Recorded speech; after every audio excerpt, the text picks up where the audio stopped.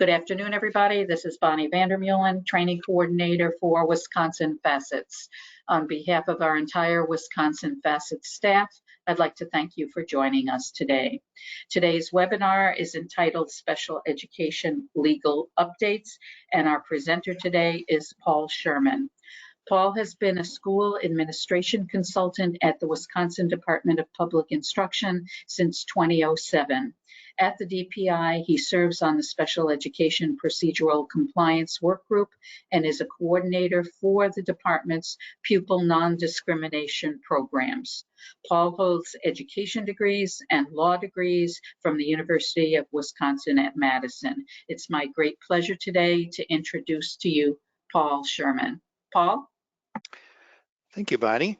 And thank you to Facets for inviting me to participate in today's webinar. As Bonnie said, we will be talking about special education legal updates. What I intend to do today is talk about some trends and patterns we've been seeing in our IDEA complaint decisions that we've received since the beginning of the year up to this point.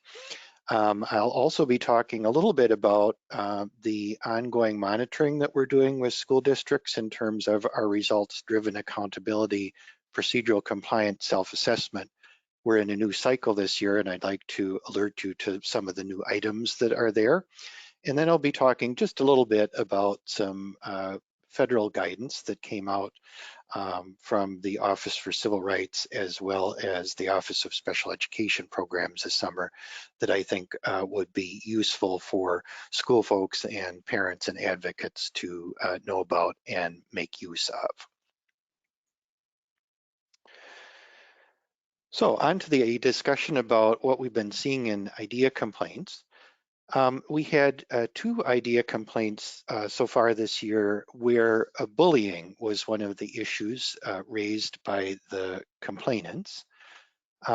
Just a quick overview, IDEA guidance from OSEP has told us that special education and IEP teams do need to be concerned about bullying of students with IEPs because that bullying might impact the receipt of the student's free and appropriate public education. If there's a concern that bullying is having that type of impact on a student, then an IEP team needs to consider what that impact is and potentially address that bullying with additional supports and services for the student. So the first complaint I want to talk a bit about is IDEA 22001, which makes it the first complaint we received this year. In this complaint, the parent brought two incidents of bullying to the attention of the school district. The district appropriately, under its own anti-bullying policies, conducted an investigation. And as a result of that investigation, determined that the incidents had not occurred that the parent had raised concerns about. At no point did the IEP team discuss those incidents and therefore did not propose any additional supports and services to be provided for the student. In the course of our investigation, however, we found that the incidents that the parent had alleged had not had an effect on the student's receipt of FAPE, so therefore we did not find that there were any IDEA violations involved with that, with those concerns. Now, you might ask, well, if the district did its investigation and found that the incidents had not occurred, why would DPI, through the course of its complaint investigation process, actually go any further than that? If there was no bullying, what's the concern? Well, the concern is that we looked at here. Sometimes, even if bullying has not occurred, the student might perceive that the bullying has occurred, and those perceptions might have an impact on the student's receipt of FAPE. So it's important that IEP teams and districts and parents consider both of those potential effects when we're thinking about incidents of bullying. If the bullying actually occurred, what were the effects? Even if the bullying did not occur, but the student believes they're being bullied, are there effects on the student's receipt of FAPE? And then consider whether additional supports and services are appropriate to help the student deal with either of those two potentialities. In this case, however, we found that that bullying had not occurred and that there was not a concern about any further concerns about that. So the district had acted appropriately in response. The second complaint is 22037. Here the parent raised concerns of bullying, and that concerns of bullying prompted the school staff to conduct an investigation. However, their investigation was only limited to the observations of classroom teachers, and that investigation, essentially, the classroom teachers said, we're not seeing any bullying behavior happening in our classrooms. And so it kind of ended at that point until the parent again raised concerns with the school principal at the time, which resulted in a further investigation. And the school principal actually substantiated that some bullying was taking place. So the district was sort of on notice twice about these concerns of bullying. And the IEP team actually subsequently met to both of those investigations, but didn't discuss the effects of the bullying on the student and whether it was impacting the student's receipt of FAPE. The student actually, after that point, did not return to school. The parent was concerned about the ongoing bullying and didn't want to place the student back in that setting, so the student didn't come back. And at that point filed a complaint with us here at the department. As a result of our investigation, we found that the district did not respond appropriately to the bullying.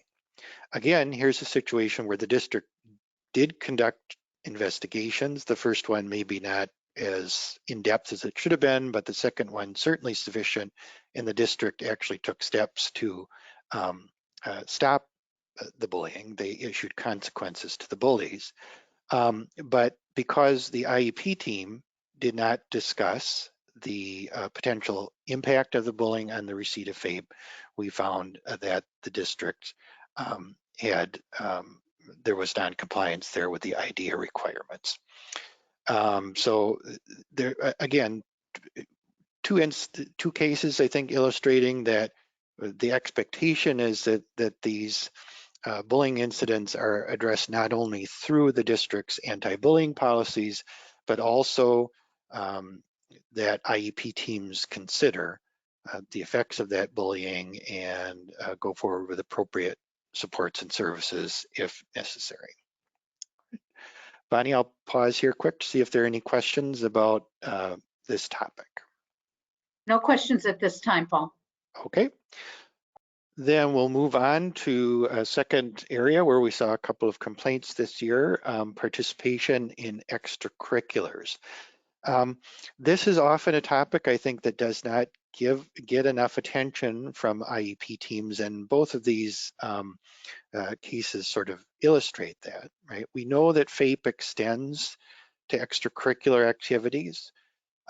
We know that the IEP team needs to consider whether the student needs any supports and services to allow them to participate on an equal basis with non-disabled peers in those extracurricular activities.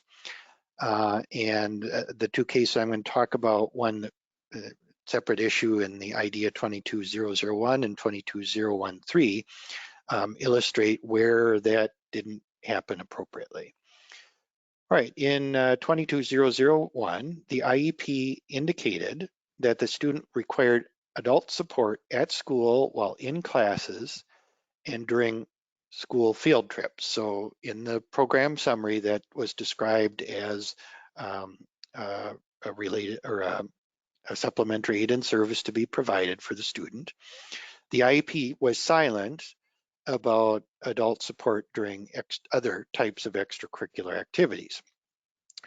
The school held a movie night event, and there developed between the parent and school staff some confusion about what support should be provided for the student to attend. The school folks kind of thought, based on what they knew about the student could attend the movie night without any additional supports and services. The parent was in disagreement about that, and when talked to the school people about it, school folks said, well, we'll try to find somebody. And then the parent decided that because what she knew about her student, she was not going to let the student attend the movie night. So the student wound up missing out on that extracurricular activity. Right. In the course of our investigation, we sort of found that confusion was the problem. As a general matter, we expect that the supplementary aids and services described in an IEP are described in a manner that everybody on the IEP team, including the parent, understands. Obviously, as there was this one understanding on the part of the school folks and a different understanding on the part of the parent, that kind of led us to the conclusion that the IEP team hadn't adequately described those supplementary aids and services, and we asked the team to go back and reconsider that, and particularly consider what types of extracurricular activities that adult support might be needed, if any, and to clarify that within the IEP documentation. In 22013, the issue was the students' participation in the school's annual holiday program. And this was made all the more complicated because we were still in COVID mode at that point, which had, the school had kind of structured itself during that time to avoid lots of transitions between places within the school. So many, classrooms, regular education classrooms, are almost in a self-contained environment. They didn't interact, during lunch and things like that. And the holiday program was recorded and by each class and then kind of edited together to that kind of thing. So the parent was concerned that the student who was in a special ed environment all the time, partially as a result of their IEP and partially as a result of the general COVID structure of the school at that point, the student wasn't able to participate in that holiday program activity. And we concluded after our investigation that yes, in fact, the IEP had not properly discussed or documented the extent to which the student would participate in extracurricular activities and whether that could be done with or without the use of supplementary aids and services. And I think sort of overriding that whole discussion was, yes, you always need to do that. You always need to consider not only what the student may need in terms of the school program, but also in terms of the extracurricular activities, but also the general scheme of things that were going on with COVID at that point did not exempt the IEP team from making those kinds of individualized determinations. And it may have been, that the COVID structure put some restrictions in there that wouldn't normally have been in place, but the IEP team still needs to individually consider the student's needs in light of that modified school environment. So Paul, as you're pausing this second, we do have a question if you don't mind. Sure, go ahead. Does the extension of FAPE to extracurricular activities include non-school sponsored activities such as after-school activities held in school building after school day ends, but is sponsored by an outside agency? Mm-hmm. That is a difficult question to answer, and I'll just kind of set up these two markers to be considered, right? Generally not, okay, unless the IEP team has determined participation in that non-school sponsored program to be part of the student's FAPE, okay? The other marker to consider there is whether that program sort of takes on the character of a school program, in which case 504 protections would apply to a student participating in it. Those are sort of two different questions, highly fact specific, that we would have to look at. What's the nature and character of that program? Is it essentially a public program? And then, what 504 accommodations would be appropriate. So I can't go too much beyond that without taking up the rest of our time, but those are two things to consider there. Thank you very much. Yep.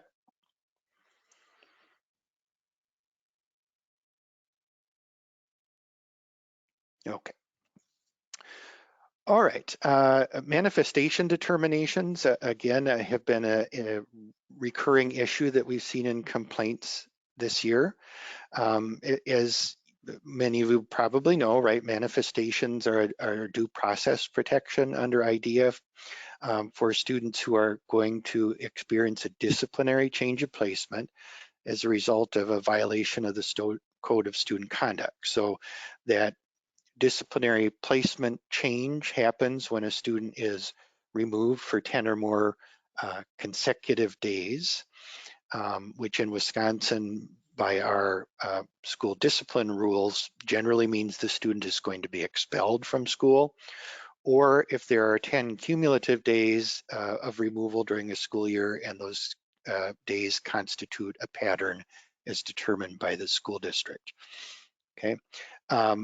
When that happens, there needs to be a manifestation determination review, and the student's IEP team needs to determine if the conduct in question had a direct and substantial relationship to the student's disability, or was the result of the district's failure to implement the student's IEP.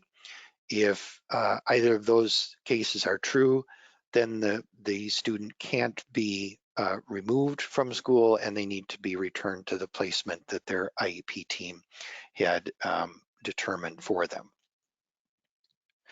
And the couple cases I'm going to talk about here illustrate this point of what does it, we do need to do a comprehensive review of existing information before making that direct and substantial determination as part of the manifestation determination process.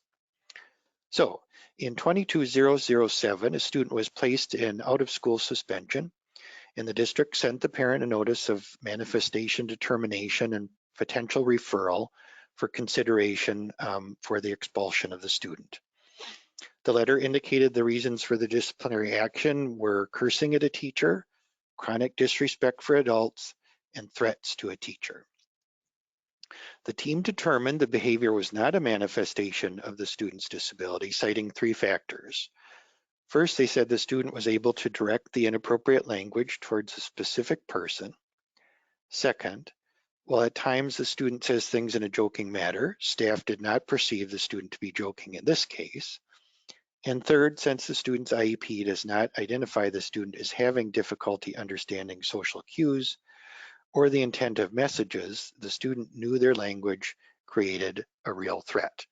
Now, you can probably tell, what the IEP team was looking at then in that case was what the student's disability area was, what their disability-related needs were, and they weren't as documented in the student's IEP, and they weren't seeing a connection between those things.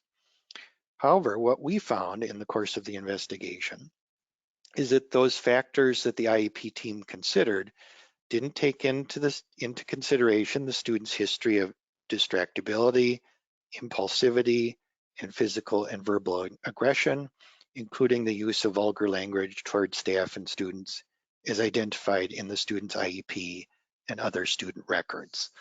Okay, so this case illustrates for us the importance of considering the whole student and all the data that's available when making that manifestation determination, and not just focusing on what the student's disability category may be or what the team has identified as specific disability related needs. If there's things documented regarding the student's behavior, those things need to be considered when making the manifestation determination. In 22-024, we also found that the district had not properly conducted the manifestation determination. The team relied on its review of the student's IEP and didn't appropriately consider information provided by the student's parents regarding the student's mental health condition.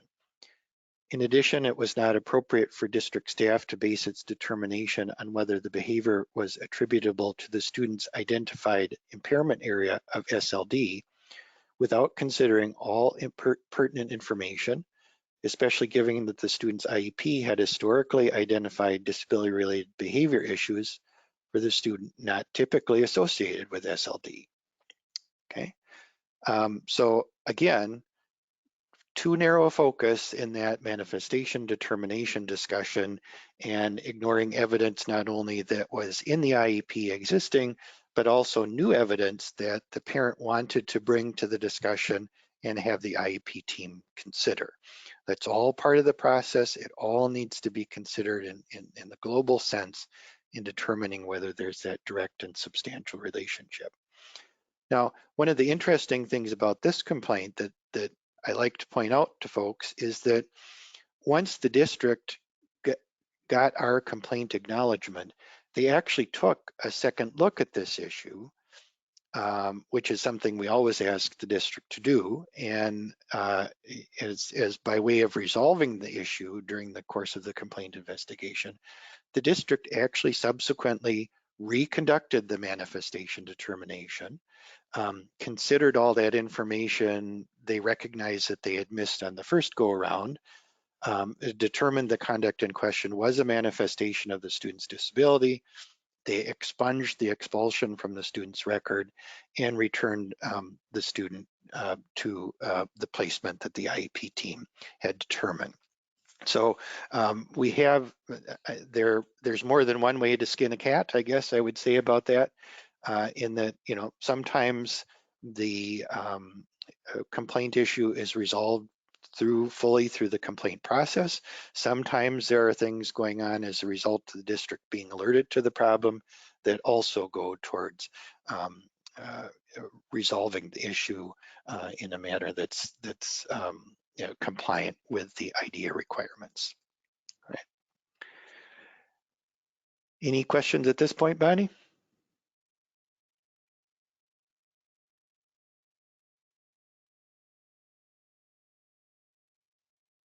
Sorry about that. We couldn't undo our mute button there for a second. Just a question as it relates to manifestation determination and the fact that when some manifestations go into effect, people are forced to go immediately into an expulsion hearing after the manifestation is completed. What is your feeling on that? And do you believe that parents and advocates should have some time in planning the next step? I would like to think that. I'm not sure that when expulsion hearings occur are sort of a separate legal issue related to just sort of the general rules and statutes about expulsions in the state and are really not tied to the IDEA requirements about manifestation determination. And there are some timelines that districts have to observe. So I don't think I want to officially comment on that other than that I can see we're just as kind of a matter of fairness that would be appropriate, but I don't think I can say that it's legally required. So. Okay, thank you. Yep. All right. Least restrictive environments, next area I want to talk about. Of course, we know that students are entitled to be educated to the maximum extent appropriate with their non-disabled peers in the school they would normally attend if they were not disabled. And that removal from that environment only occurs when education can't be effectively provided using appropriate supplemental aids and services. So that's kind of the big concept with LRE. We know that LRE needs to be an individual determination, just like all IEP decisions. It's based on the student's particular needs. The whole continuum of placement options need to be considered, and it needs to be an IEP team decision. So you have three cases here I want to take a look at. In 2213, the student is full-time in the special education environment. The IEP teams need to focus on the accommodations and adjustment necessary to enable children with disabilities to participate in the general curriculum to the maximum extent appropriate. Right? Due to the student's impairment area and participation in the alternative curriculum, in this case, the student receives all their instruction, including special classes, in the special ed classroom for the entire day and does not have access to non-disabled peers. What we found in the course of this investigation is the IEP team did not make an individualized determination regarding the student's educational placement, nor did they document the placement options considered and rejected and the reasons that they were rejected. As a result of that, we were unable to conclude that the IEP team properly determined the student's educational placement in the least restrictive environment. Right? So this was that individualized determination part here. It appeared that the student was in this environment because that's sort of the way generally the district met the needs of students with those particular needs, but that's not good enough. There needs to be an individualized determination. It may be that after that individualized discussion, that is the appropriate environment for the student, but that discussion has to happen. It has to happen at every IEP team meeting, and there needs to be that discussion of why we're rejecting those other options. Why, what did we consider as alternatives to this full-time restrictive placement, and why won't those alternatives work for the student? In 2216, the student involved there had some complex medical needs. In the course of our investigation, we determined that the student had developed an IEP for the student, in which they appropriately met those least restrictive environment requirements. However, for a variety of reasons, including COVID and the ongoing teacher shortage that we have, the district was unable to secure staff necessary to implement the IEP in the placement that was determined by the student's IEP team. What we found in the course of the investigation was that the parent had actually put on the table an alternative placement option that involved having the student educated in a private school, which the student had previously attended, and that the IEP team had not considered that as an option proposed, as the option proposed by the parent as a means of providing FAPE. So the district was in the situation where they had developed an IEP that was appropriate, but were unable to implement it. And further, they hadn't considered this continuum, this private placement option that the parent had put forward, which may have allowed the student to receive FAPE. And therefore, we had to have the IEP team go back and reconsider that again because they failed to consider all options that were available to them and didn't document any reasons why those options had been rejected. In complaint 22025, the district had not properly developed the student's placement in the least restricted environment for the reason that the student had not determined placement for the student. This was an ongoing dispute between the parents and the district as to what the appropriate placement for the student was. And essentially what the IEP team had done, what the district had done, was to say that the provision of the special education services were contingent on the parents' willingness to send the student to school. And what we found there was that that's not a placement determination, because placement determinations are IEP team decisions. That means the team meets and they make a decision about what the appropriate placement was for the student. Here, essentially, the IEP team said, well, we've got this on offer, but we're going to leave it up to the parent as to whether they're going to actually use that or not. That's not an IEP team placement decision. That's, I'm not even sure how how we would describe that, but that just was not the appropriate way to go about doing that. So the district had to, we ordered the district to go back and actually have the IEP team make the determination as to what was going to be appropriate for the student. Was it in-person school? Was it homebound instruction? Was it a shortened day? What was it? And it needed to be based on that individualized determination of the student's needs, not the parent's willingness to have the student participate in whatever the IEP team specified. All right. Any questions on LRE, Bonnie? Not at this time. Okay. Shortened day is another area we've been seeing in complaints, and it's an area of growing concern for us here on the special education team. I imagine, you know, everybody knows that shortened day is, you know, becoming more common, and we're kind of paying more attention to it, and by the number of complaints we're getting, we're also seeing that it's an issue that complainants are concerned about. Shortened day is hand in hand with LRE, right? It's kind of two sides of the same coin, if you will. It has some of the same considerations. Just like with LRE, it must be based on the student's needs. It can't be based on you know, school district convenience or programming or things like that. It needs to be that individualized determination. There needs to be a documentation that other options have been considered. And again, just like I talked about with LRE, it's an IEP team decision. Okay.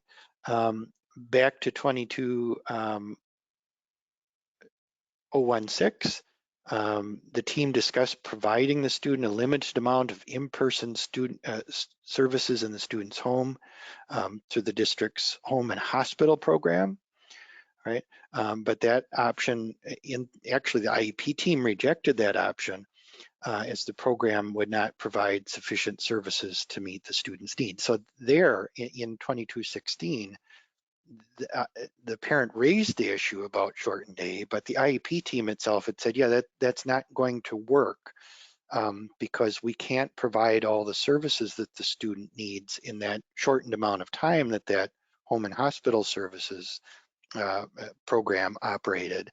So we can't do that. That would be inappropriately shortening the student's day. And again, in 025, I want to mention this case because it illustrates not only the concept of shortened day, but also shortened school year. And here again, it was, we had the situation where the district at that point was providing some homebound services to the student, which were documented in the IEP. And at a certain point, the parent said, you know, after this date, I'm not going to be present at home because I have to be, you know, at my work at that time, but there will be an adult there with the student and we'll go forward with that. And the district said, well, under our understanding of that, what we documented, you would be present in the home, and because you're not going to be present in the home, we will not be providing services. And this was just the last few days of the school year. And what we found there was, well, that's not what the IEP said. That may have been the district's understanding. It wasn't the parent's understanding. So we had that clarity problem in the IEP again. And when you decided that district services were not going to be provided after that date, you essentially shortened the students. Not only did you shorten their school day, you shortened their school year. Students are entitled to attend school full days and for the full school year. So we found in that case that that wasn't an IEP team decision. That was not documented in the IEP, and the district's decision at that point to stop providing services was an inappropriate shortening of the student's school year at that point, which is the same analysis we would use for a shortened day. I'll move on then to seclusion and restraint if there's no questions, Bonnie. The only question that we have at this point in time is a sort of a comment that says, it seems to me that shortened school day is used by lots of school districts for just strictly discipline issues. What is your feeling? Well, I won't make a comment on the general use of it. I will say that's inappropriate, right? Discipline should always be separate discussion from what a student's needs are. So if you go through the appropriate rigorous process to shorten a student's school day, you are doing so because of the student's individual needs.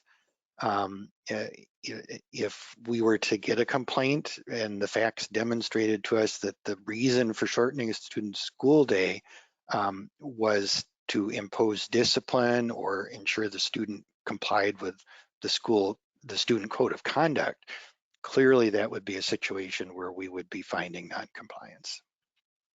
Thank you. All right. Seclusion and restraint. Just, these are things that these techniques involving students there are some pretty rigorous requirements around them, right? We're not permitted to use seclusion and restraint unless the student has created an imminent safety risk to himself or others. There are proper protocols that must be used with seclusion and restraint, and there is notice that's required to the parent in terms of when those events happen. So we want to look at 22027 again. In this case, the student had 2 incidents involving seclusion and 1 incident involving restraint. Since the student was initially placed in special education. The first problem we found was this was contrary to the student's health plan, which stated if the student needed support with regulation, no seclusion or restraint were to be used. The first incident of seclusion occurred when the student was secluded in the office with school staff present, and school staff physically prevented the student from leaving the area. And that's the definition of, part of the definition of seclusion, is that the student needs to be physically prevented from leaving the area. Given that the space in the office was not intended to be used for seclusion, the room was not clear of objects that could injure the student, and the door was capable of being locked, both of which are no-nos for seclusion rooms under the current state of the law, okay? The district, as part of the complaint acknowledgement, also complaint investigation, acknowledged the student did not represent a clear, present, and imminent risk to the physical safety of the student or the student of others, and that they didn't send the student's parent an incident report within 3 business days of that incident of seclusion. So that was a kind of a 3 strikes and you're out, right? Safety risk didn't exist. They didn't follow the proper protocols for the use of seclusion, and they didn't provide proper notice to the parents. The second incident, a student had a physical altercation with a staff member. The student was then secluded in the sensory room, and the staff member remained inside the room with the student. Given that this was a space not intended for seclusion, the room was again not clear of objects that could injure the student, and the door was capable of being locked. In this case, the parents were notified and provided the incident report within the appropriate timeframes. But 2 strikes and you're out on this one because that room was not appropriate for the use of seclusion. The restraint incident involved the student having a physical altercation with 2 staff members who responded by using a 2-person hold. Parents were notified and provided the incident report within the required time frame. So there, the district appropriately acted in those 2 respects. All right. So just again, those are the things we're looking at when we get those seclusion and restraint complaints, and that when we're finding districts don't meet those requirements, then we're having to find that the compliance requirements were not met and the district will need to engage in some corrective action. Okay, I'm ready to move on then if there are no questions, Bonnie. No questions at this time. Okay, all right. As I mentioned when I got started, I did want to draw your attention to our procedural compliance self-assessment process. Our federal requirements are that we have a general system of supervision for IDEA requirements in Wisconsin, and our procedural compliance self-assessment is one of those tools we've been using as part of our general supervision. We've been using it for, oh gracious, I would say at least 20 years now. This year begins a new cycle. So every school district in the state participates in the procedural compliance self-assessment once every 5 years. Last year was the end of our previous 5-year cycle, so we had gone through all of the school districts. This year we're beginning our new cycle, and we're starting out with 1/5 of the districts will be participating this year, another 1/5 the next year, and so on until we're through another 5-year cycle.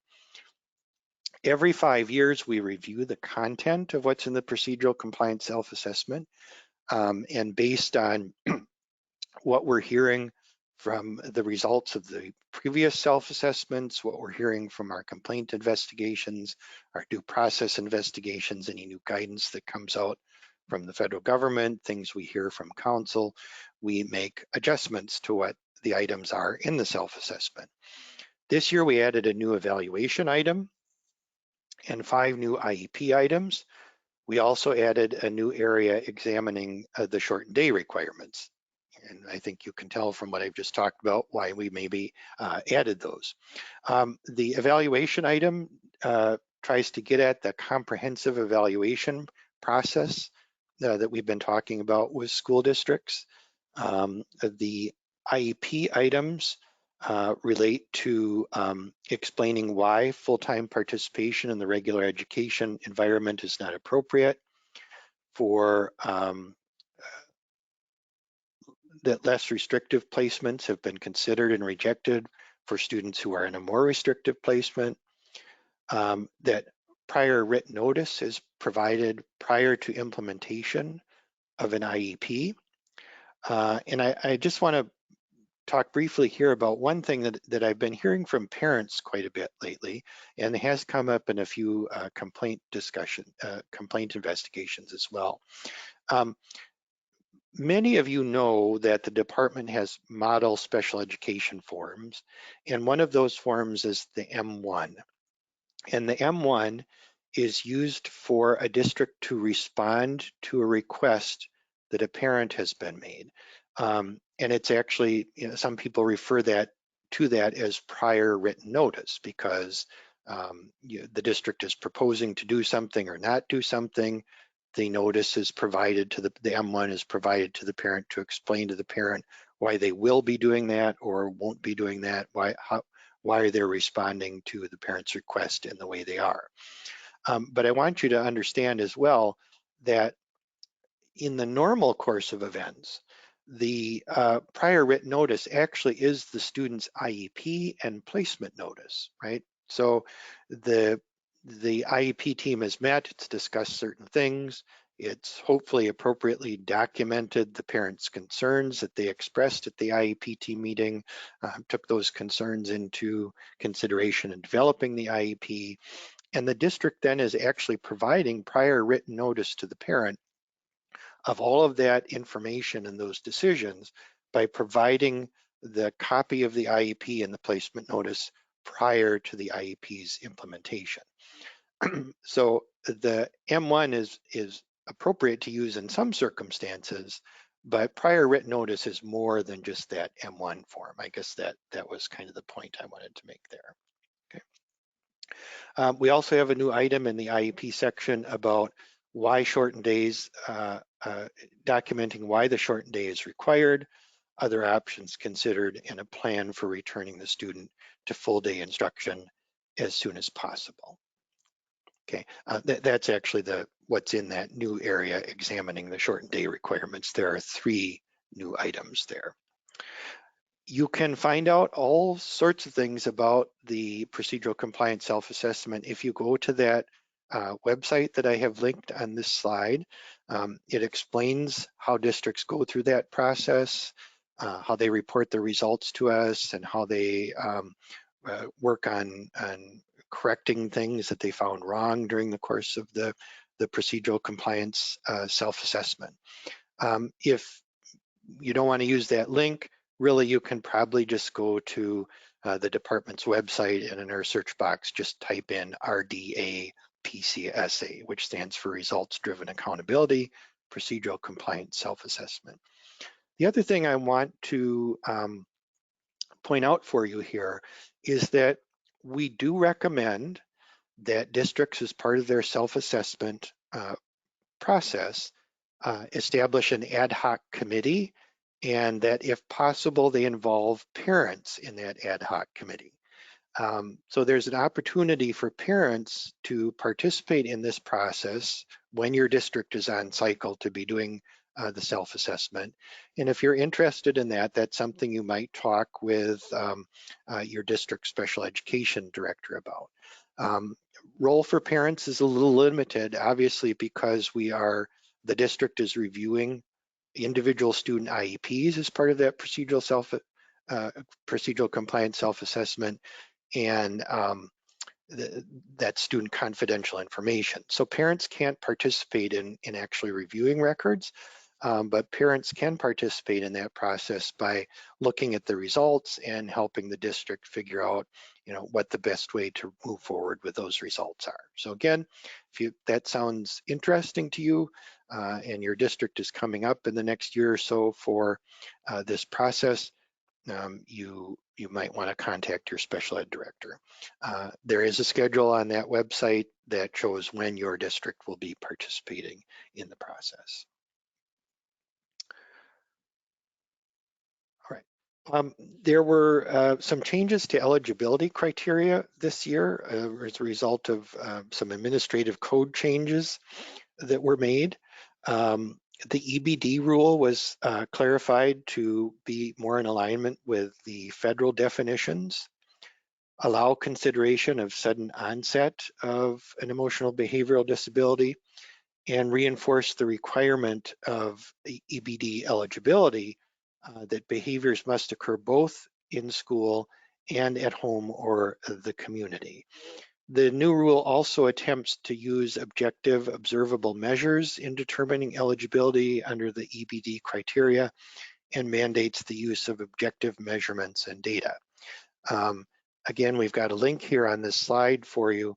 We do have, there is much more expansive explanation material about the changes to the EBD rule. If you're interested in that, you can take a look at that. Another change I want to point out here is that there was a rule change which approved the use of significant discrepancy in determining specific learning disability eligibility for parentally placed private school students. I think last time we were together, I talked about the issue with they weren't actually able to, the rule didn't make that exception for parentally placed private school students, so they were, which doesn't always work because the public school conducting the evaluation can't require that the private school provide the interventions that are normally required as part of an SLD evaluation. So this change was put into place to allow that process to go forward for parentally placed private school students. There was also a whole slew of changes in 1136 of the Administrative Code, which were effective on June 1st, which prompted some changes in the eligibility criteria worksheets, which are now forms. All versions of the forms are now available on this website with changes that are highlighted, showing what changes were made from the old criteria worksheets into the new criteria forms. And many of those changes involved changes to the requirement for reevaluation, and in many of the cases, removing the requirement or clarifying that a student, the IEP team in conducting the reevaluation didn't need to determine that the student still met initial eligibility requirements to determine that they were still eligible for special education under that particular area. So Paul, before you go on, we do have a comment, a question for you. So if a district appropriately evaluated a child and denied eligibility, then did they appropriately give prior written notice?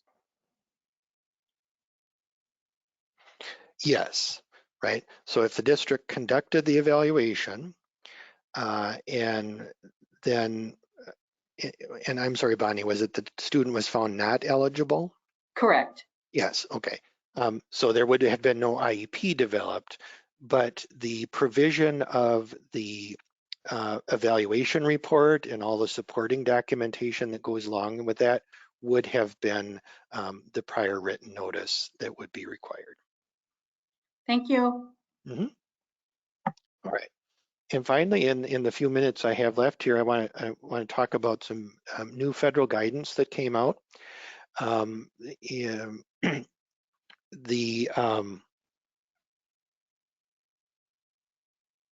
There's was new guidance, updated guidance, I should say, on COVID resources for schools and students with disabilities.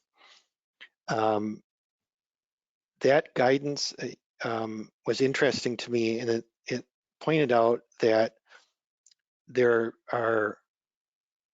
is a role for IEP teams and 504 teams to ensure student safety during in-person learning.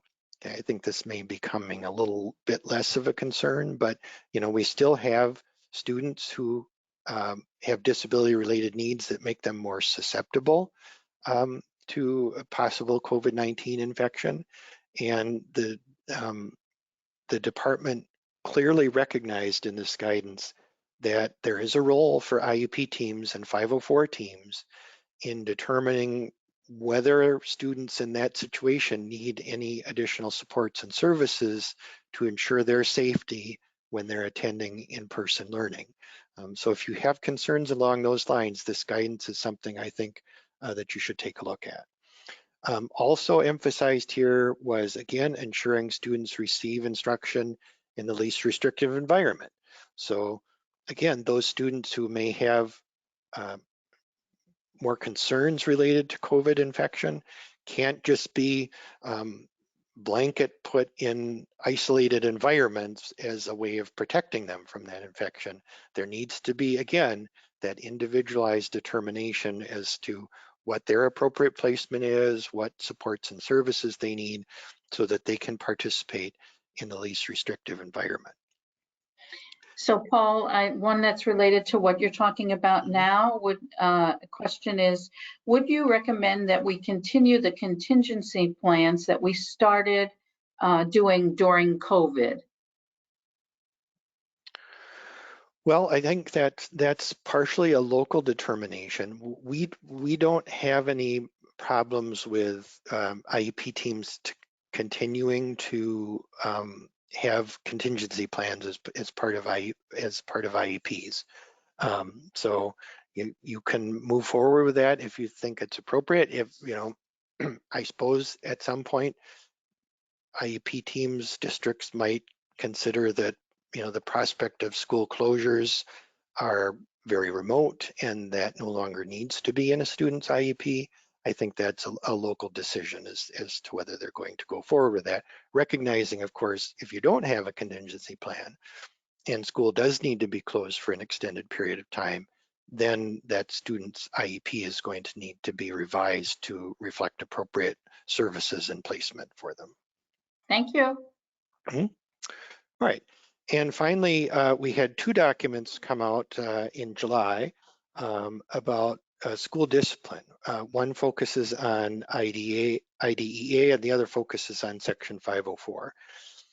I always like it when we get big guidance on 504 because I feel sometimes like 504 is a bit of a neglected stepchild in Wisconsin, even though it applies to students with disabilities and it applies to students with disabilities who may not be IDEA eligible. So we need to be aware of it. A couple of things to point out in that 504 guidance. It reminds us that 504 teams can conduct functional behavioral assessments, FBAs, and behavior intervention plans, or BIPs, are an appropriate part of a 504 plan. So just like we have to consider a student's behavior needs when we're developing IEPs, we need to do the same thing when we're developing 504 plans. It also defines for us when an evaluation is required prior to a disciplinary removal, which significantly changes placement. And that's essentially the 504 equivalent of a manifestation determination, right? So if you've got a student on a 504 plan, again, this document, you want to take a look at that because it lays that out. And it also then describes a two-step process that's to be used for that analysis, which again is very similar to the manifestation determination process. All right. It talks about what they call informal disciplinary removals. Okay, we haven't said you're suspended, we haven't said you're expelled, but we're telling you you need to go home because you're misbehaving. What the department in that guidance describes as unreasonable conditions or limitations on returning to school. That can be a disciplinary removal, which triggers a manifestation determination requirement under 504. It also gives us some guidance on modification of disciplinary policies in light of the needs of students with disabilities. And the example they cite there is, maybe you need to alter the standard protocol that your SRO uses to deal with students when the SRO is dealing with students who have a disability, because you got to make room for their needs to be met, their 504 plan to be observed. The Q&A on the IDEA discipline provisions is an update of an existing document. And so again, considering discipline issues with a student with an IEP, or even before they have an IEP while they're being evaluated, this is the document to go to. Again, one of the things they pointed out that I think is worth mentioning is it makes pretty clear that a student has a district has a responsibility to convene a student's IEP team if the district has evidence that the student's behavior is interfering with his or her learning or that of others, even if the IEP does not currently identify behavior as a factor in that student's IEP. So there's that obligation to be monitoring that, and if behavior becomes an issue, get the IEP team to get together to consider the behavior and whether that student needs additional supports or services to address the behavior. So I think I've talked past my time, Bonnie, if there's any other questions or if you think we need to wrap it up, I'm ready to go. So. Well, we don't have any other questions at this time, but Paul, if someone needed to contact you to further discuss maybe one of the things that you talked about today, thank you for putting that up. Yes. I appreciate that. Yep. So there's Paul's contact information for you. Because we're running a little late today, at this time, I'd like to thank Paul for his presentation today.